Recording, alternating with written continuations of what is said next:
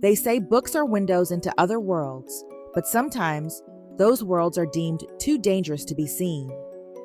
Books, meant to open minds, can end up being locked away, erased from libraries and classrooms with a single decision. One that questions not just the words written on a page, but the very essence of freedom and identity. Imagine reading a book that spoke so truthfully, so boldly, that someone decided you shouldn't have access to it.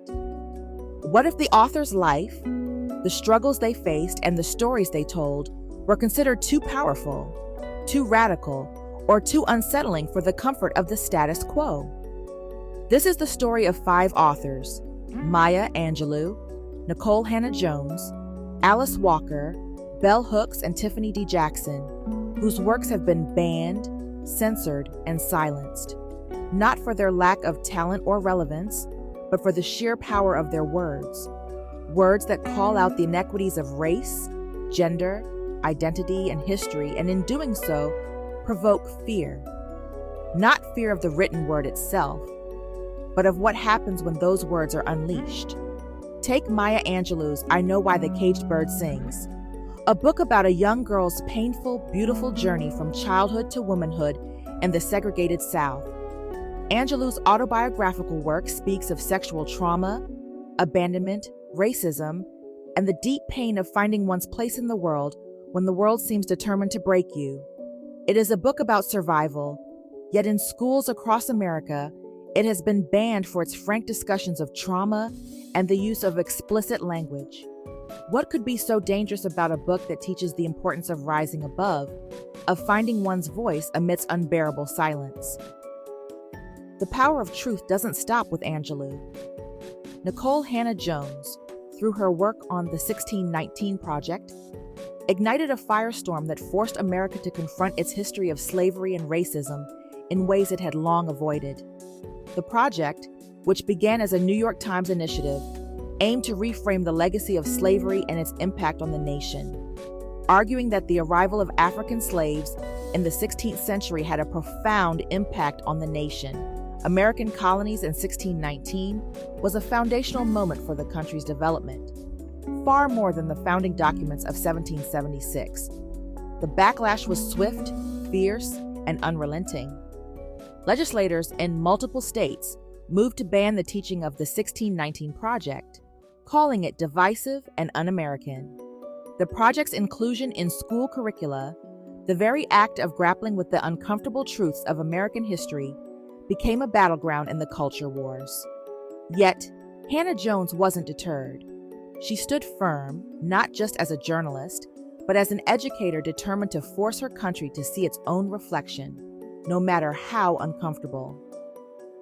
Alice Walker's The Color Purple is another one of those books that seem impossible to understand being banned. A story of abuse, survival, and empowerment set against the backdrop of the early 20th century South. The Color Purple was called obscene, vulgar, and inappropriate for young readers. But what's truly obscene? That women, especially Black women, could be subjected to unspeakable violence and yet rise to claim their voices? That's what Walker's novel does.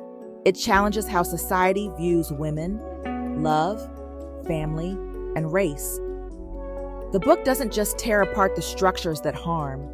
It reconstructs what it means to heal and to reclaim agency. Bell Hooks was one of the most radical feminists of our time, and her work reached far beyond traditional academic circles. In Feminism is for Everybody, Hooks speaks directly to anyone, of any gender, race, or class, who believes in equality. She doesn't just teach feminism, she redefines it, making it an accessible philosophy of justice, love, and liberation for all. Her books like Ain't I a Woman and The Will to Change challenge the assumptions we've built about gender, race, and patriarchy. But with every challenge, there comes a backlash. Critics didn't just want to silence her work.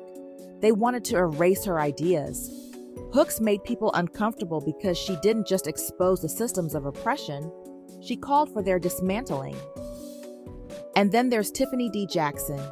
who's revolutionized young adult fiction with stories that are gritty, raw, and painfully real. Her book, Monday's Not Coming, tells the story of a young Black girl who goes missing and the slow, painful unraveling of the lies surrounding her disappearance. Jackson's work, like many others on this list, is not just about telling stories. It's about giving voice to those who are often rendered invisible. Her refusal to shy away from dark subjects like mental health, trauma, and violence makes her writing an essential tool for empathy and understanding, especially in the age of social media and digital activism. Yet, her books have been banned for confronting these difficult realities head-on. So why does this happen? Why do these authors and their works seem so dangerous? The truth is, these books don't just ask for our attention, they demand our reckoning. When we read Angelou's words, we're forced to think about the violence and systemic racism that still exist in our world. When we read Walker's portrayal of women's strength, we confront the pervasive misogyny that has plagued history. When we engage with Hannah-Jones's work, we're forced to confront the brutal truths about slavery and its enduring legacy. When we digest Hooks's analysis of patriarchy, we realize how deeply it's embedded in our lives. And when we follow Jackson's young characters through their struggles, we understand the vulnerability and strength of those often left out of the narrative. Banning these books is not about protecting children. It's about controlling the narrative. It's about determining which histories, which identities, and which voices are allowed to thrive.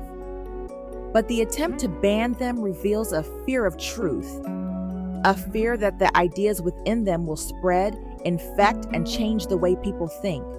Because once these stories are told, there's no going back. But history has a way of resisting erasure.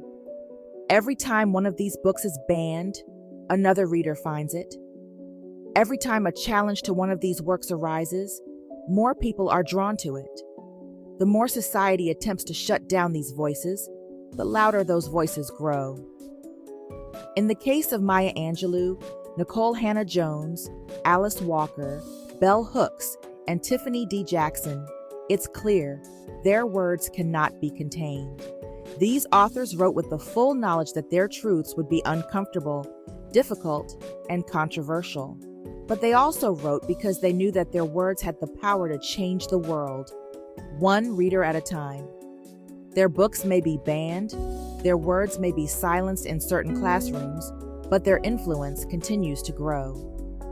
Books have always had the power to ignite change, and the works of Angelou, Hannah-Jones, Walker, Hooks, and Jackson are no exception. These stories challenge us, but in the most profound way. They make us question who we are, how we see the world, and the injustices we must still confront. To ban them is not just to censor words, it's to erase the very possibility of progress. So next time you hear someone talking about banning books, ask yourself why they're afraid of these particular ones. What is it about their message, their truth, that's so threatening? Because in the end, these books are not just a reflection of who we were, they are a blueprint for who we can become. And no matter how many times they are banned, their power will never fade. Thank you for watching the video. Be sure to comment, like, share this video, and subscribe to our channel for more content. Until next time.